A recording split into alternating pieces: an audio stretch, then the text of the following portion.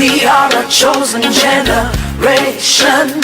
We've been called for to show these. Yes, indeed, it is still the Sunday broadcast of our programmings right here on Groove 98.1 FM, Owerri. And today is the 9th day, the month of August 2026. And you know, there are some visits that are routine, and there are others that carry a certain symbolism. And then there are visits that invite you to pause, look around, and appreciate how far an idea has traveled from the point where it was conceived to where it stands today.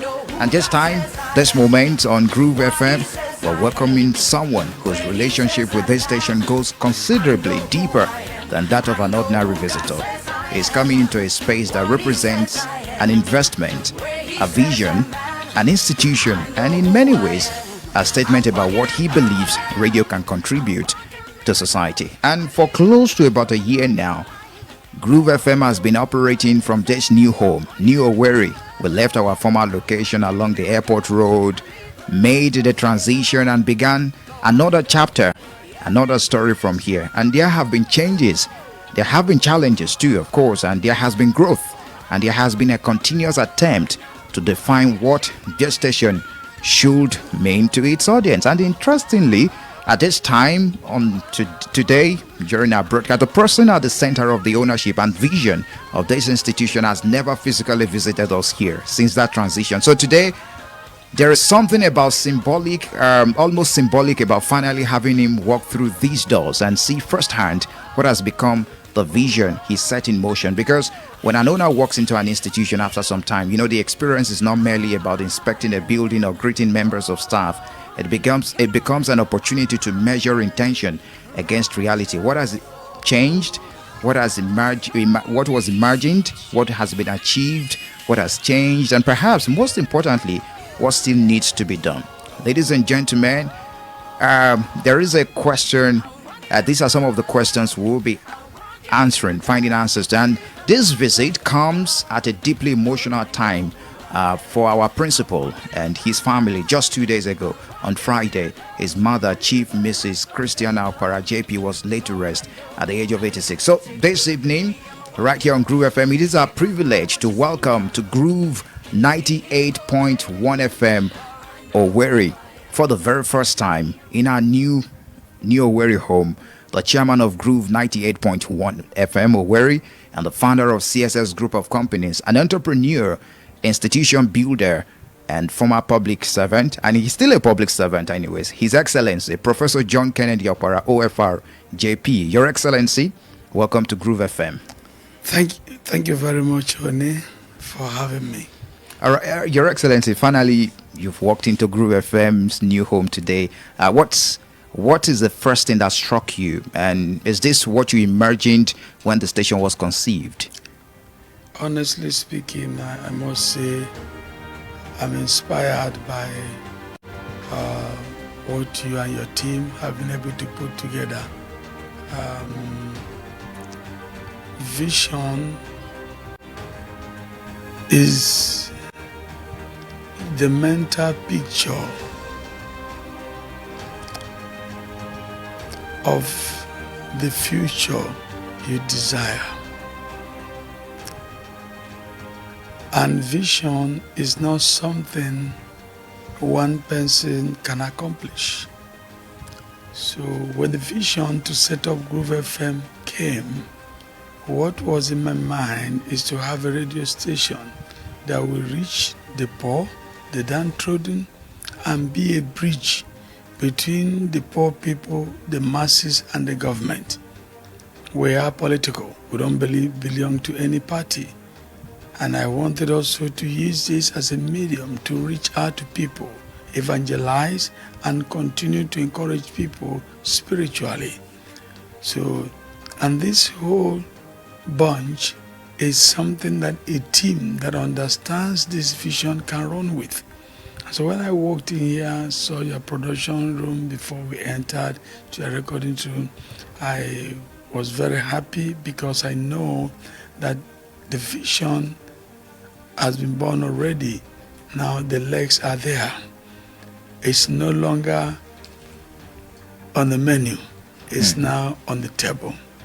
Interesting. Now, We understand that from your perspective, the station has delivered strategic advantage. You've built and managed institutions across different sectors through CSS Group. What, in your experience, distinguishes a business that merely operates from an institution that actually endures? Thank you very much. First and foremost is the commitment and the dedication of the team on ground.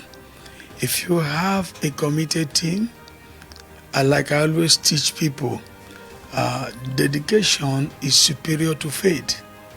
Somebody can say, I have faith, I am loyal. The loyalty may be as a result of an expectation. The faith may be, I want this to be done. But when somebody is dedicated, it means that his whole heart is already inside that project. So this is what is lacking in our system. You find out that you engage people who are not dedicated to their services. They are more of people who just want the job to pay them for what they stand to gain. And as a matter of fact, they do not care about the vision. So, but when you have people like yourself and your team understanding this vision, you run with the vision, you push the vision to make sure it becomes a concrete reality.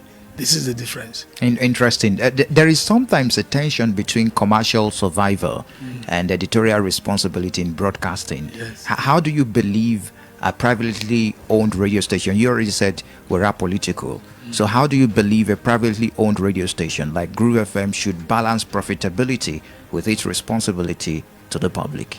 Thank you very much. Sometimes people do not understand that when you do the right thing at the heart of the people, profit will come. Sometimes we chase profit from the point of making of money.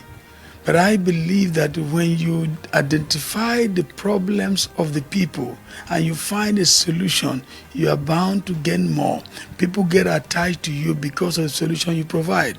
When you don't have a solution you are providing, you cannot be the standard.